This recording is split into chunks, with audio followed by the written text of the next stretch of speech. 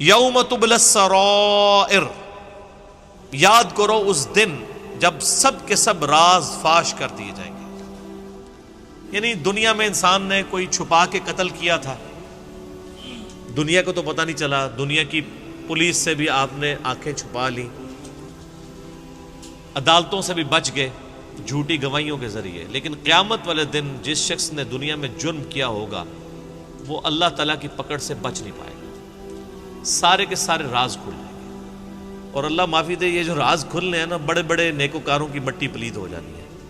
دنیا میں انہوں نے نیکوکاری کے لبادے اوڑے ہوئے تھے، لوگ ان کی بڑی عزت کرتے تھے، قیامت والے دن جب ان کے اوپر برا وقت آئے گا تو انسان یعنی پریشان ہو جائے گا کہ یار یہ حضرت صاحب بھی۔ صحیح بخاری اور مسلم دونوں میں حدیث ہے، نبی صلی اللہ علیہ وآلہ وسلم نے فرمایا کہ میں نے اپنی امت کے وائزین کو اپنی انتڑیوں کے گرد گدھے کی طرح چکر کاٹتے ہوئے دوزخ میں دیکھا ہے۔ جس طرح آج کل ہمارے یہاں پہ سب کانٹیننٹ میں تو رواج ہے نا، بیل کو جوتا جاتا ہے، اس طرح گدھے بھی جوتے جاتے تھے، جو ایک کولو کے جس طرح یہ بیل ہوتے ہیں تو وہ چکر کاٹتے تھے پانی نکالنے کے لیے، یا سٹے سے گندم کے دانوں کو الگ کرنے کے لیے ان کے پاؤں وہاں پڑتے تھے۔ تو جس طرح گدھے یوں گھومتے رہتے ہیں نا، اس طرح اپنی انتڑیوں کے گرد ان کو گھومتے ہوئے میں نے دیکھا ہے۔ اور نبی علیہ السلام فرماتے ہیں کہ اہل جنت پھر ان سے پوچھیں گے کہ یہ تم لوگ تو تمہاری باتیں سن کے تو ہم جنت میں پہنچ گئے ہیں، ہائے ہائے ہائے ہائے، تو تم لوگ کیوں جہنم میں ہو؟ تو وہ کہیں گے کہ ہم جو کہا کرتے تھے اس پہ خود عمل نہیں کیا کرتے تھے۔ اس لیے وہ کہا جاتا ہے نا کہ مولوی جو کہہ رہا ہوتا ہے نا اس پہ آپ عمل کریں، مولوی جو کر رہا ہوتا ہے نا اس پہ عمل نہ کریں، کیونکہ کرنا جو ہے نا وہ مشکل کام ہے، نیکی کا کام، لوگوں کو واعظ و نصیحت کرنا بہت آسان کام ہے۔ تو اس دن راز فاش کر دیے جائیں۔ اللہ تعالیٰ انسان کے گناہوں پہ پردہ ہی رکھے۔ ہماری تو یہ دعا ہے کہ اللہ تعالیٰ دنیا اور آخرت میں ہم سے درگزر والا معاملہ فرمائے۔ ایسا بھی ہوگا کہ بعض لوگوں کے گناہوں پہ اللہ تعالیٰ پردہ رکھ لے گا، ان کے ظاہر ہے کہ وہ ان نیک اعمال کے سبب بھی ان کے ساتھ ایسا ہو، باقی جس کی مٹی پلید ہونی ہے وہ تو ہو جانی ہے۔ اور میں نے دیکھا ہے ریاکار لوگوں کو، تو بخاری میں حدیث ہے، نبی علیہ السلام نے فرمایا کہ اللہ تعالیٰ ریاکار کو اس وقت تک موت نہیں دیتا جب تک کہ ایک دفعہ اس کی ریاکاری پبلک کے سامنے عیاں نہ کر دے۔ ہم نے کئی علماء کو دیکھا ہے پوری زندگی لوگوں کو دھوکہ دیے بیٹھے ہوتے ہیں، اور پھر الٹیمیٹلی ان کا وہ پورے کے پورے کچے چٹے کھل کے سامنے آ جاتے ہیں، سکینڈلز کی فارم میں اور ایشوز میں۔